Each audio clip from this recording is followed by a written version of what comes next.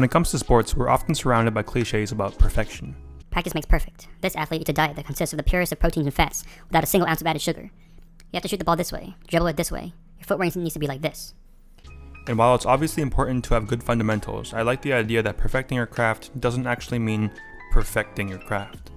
Like anything else in life, sports is very messy, and the path to success is often really weird. Here are 6 athletes who were too talented for perfection. From a young age, most basketball players are taught to shoot a certain way, with their feet squared to the basket, knees slightly bent with hand and elbow underneath the ball. The release should be clean with little interference from your guide hand, and very importantly, no thumb flick. And if all of these steps are properly followed, then maybe your jump shot will be like Klay Thompson's, the cleanest, most textbook shot you can have. But if you go to the all-time 3-point leaders list, it's not Klay Thompson who leads the list. Instead, up until recently, it was held by a man named Ray Allen. And the man who broke the record, it's none other than Steph Curry. Now, Allen and Curry's shot are pretty perfect if you ask me. But see that right there? That's Allen's left thumb, and that's one of the craziest thumb flicks I've ever seen. And that right there, that's Curry's left thumb. Not as bad as Allen's, but yet still a thumb flick. Oh yeah, and that's Kyrie's thumb flick. I guess maybe when you literally have the best hand-eye coordination in the world, no amount of thumb flick is going to prevent the ball from going in.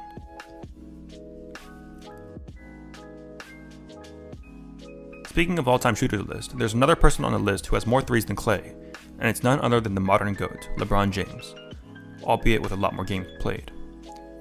But what you may not actually know about LeBron is that even though he shoots deep logo threes with his right hand, he's actually a lefty? Yeah, apparently LeBron straight up uses his left hand for everything, except for the one thing that is probably the most important in his life, basketball. So basically, the all-time leading scorer in basketball did it while using his non-dominant hand, and when you thought he wasn't impressive enough. But when we talk about the GOATs, there is no one who is greater than the legend himself, Michael Jordan. 6 finals appearances, 6 rings, 6 finals MVPs, 10 times scoring champion. You would think to fuel all those high-flying dunks, amazing shots, and crazy blocks, a man would need to maintain peak performance for all of his body. And although MJ did do tons of training, he also happened to smoke a cigar before every single home game since 1993, and smoked the equivalent of multiple packs of cigarettes while playing golf. I mean, a lot of people who smoke end up in the hospital or suffer severe consequences from the chemicals. Meanwhile, this guy was smoking every day and won 3 more championships at the same time. I guess when you're the GOAT, it really doesn't matter. Speaking of bad health, that's not really the first words that come to mind when you see Dwight Howard. I mean, look at him, he's an absolute freak of nature. But while other athletes obsess over their nutrition and treat their body like a temple, Dwight Howard ate the equivalent of 24 candy bars worth of sugar every single day for 10 years. And it got so bad that he started to feel tingling in his limbs, which is something that diabetics feel. And Howard's job was to be the most muscular guy on the court. But for whatever reason, God decided that Dwight would be a beast whether he ate 11 salads or 11 candy bars, and he was able to quit his addiction.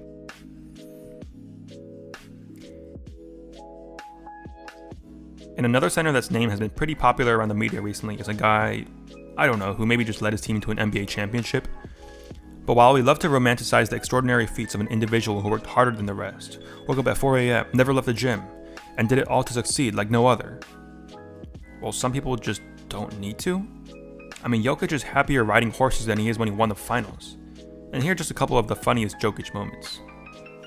4th player in NBA Finals history to record the line that you had today, joining like LeBron, KD, and Tim Duncan. What do you think about when you hear that?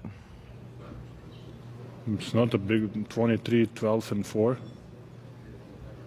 4th ever, the 23, 10, and 4. Oh. I mean, I don't know. Nice. It's good. I mean, I don't know what to say. And now you are an NBA champion, Nikola. How does that feel? It's good. It's good. The job is done. We can go home. But honestly, I think Jokic's stoicism is actually one of his greatest strengths. Because when the game is on the line and you need a guy to make a clutch free throw, you want the guy who will say, psh, let me get this over with and get back home. And last but not least, we have Dennis Rodman. See, most basketball players begin playing at a young age. When I say young age, I mean very young, like since the day they were born. Because to obtain the skills required to become an NBA player, you need to hone your hands for years, perfect your jump shot until you know it better than the back of your hand, Play game after game so that you develop your basketball IQ. Or you can just be Dennis Rodman. Even by normal people's standards, Dennis Rodman was a late bloomer. Tim Duncan, a famous late bloomer, started playing basketball at age 14. Michael Jordan, famous for being cut from his varsity basketball team in his sophomore year, didn't explode into greatness until his senior year. But Dennis Rodman didn't even make his high school team. While all the other players were going off to D1 schools and playing in the McDonald's All-American game, Rodman finished high school and became an airport janitor. It was only until he was 21 years old, equivalent to the age of an NBA rookie, that Rodman had his growth spurt until 8 to 8 inches and even started playing basketball at a competitive level. He started playing in the NBA when he was 25 years old and proceeded to dominate the boards like no other. Anyways, those were 6 athletes who were just too talented for perfection. I hope you guys enjoyed, and see you later.